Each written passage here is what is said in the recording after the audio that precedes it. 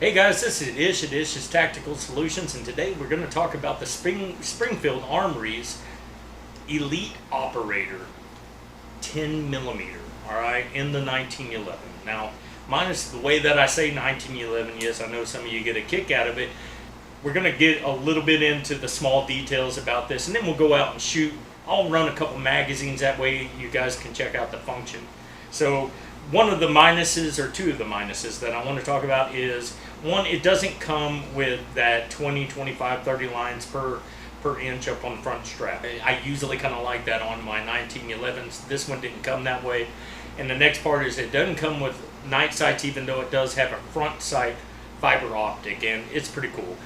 I'm going to change that out. Not a big deal to me, because this gun, which 1911s these days are hard to find that are good, under $1,000, and this one's just under $1,000.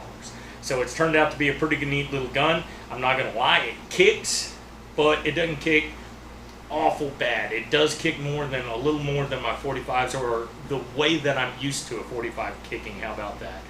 But the gun is functioning flawlessly, hasn't had one malfunction, comes with 2 magazines. They're 9-round magazines, just like any other 1911 magazine. And one of the things that I really like is this carrying pouch, because these pouches right here, a little bit slimmer type fit, or what I keep in my safe and how my pistols sit in the safe. So I like that. I like the trigger pull on it. It's got a good, decent trigger pull on it. It seems like a 4-pound to 4.5-pound straight. I'm not even sure what they say that it is, all right, but it's a good solid trigger. It's that good solid. Springfield Armory always makes a decent balanced 1911. Now, I'm not saying their 1911s are the best. I'm just saying that they make a reliable 1911 that has a good balance to it. With that being said, I usually don't like carrying them on my hip as long, especially the ones with the rails, because it does add a little bit of weight. And if you're wanting to use a light on here, which this is a Picatinny grill, so not a big deal, but you can. So the 10 millimeter part is I am very, very, very late on the 10 millimeter game. So I have tried 40s and 357 SIGs. 357 SIG I kept one of them, and the 40s Smith & Wessons I've gotten rid of.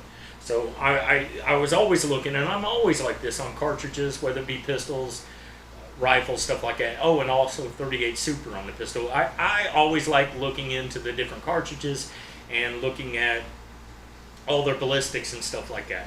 So on paper, 40 Smith & Wesson really doesn't do that good, and whenever you actually go to shoot it, you feel the same. Once I read some statistics on shootings, whether it involved bad guys, good guys, cops, whatever the case may be, 9mm and 45 are pretty close even. We know that there's a different magazine capacity, but we're talking about stopping the threat. So 45 stops them. All right, 9mm, it stops them just as much, because you've got more bullets. The 40 actually in the studies that I read anyways, did not stop the threat, as we like to say, the way that the 9 and the 45 did. So I got rid of it. I didn't like the way that they also function, so or the recoil from them.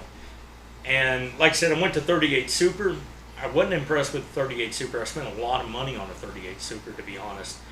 And when it was all said and done, I felt like I had a race gun. So I ended up getting rid of it. And then I also fell into the 357 SIG the way everybody else did.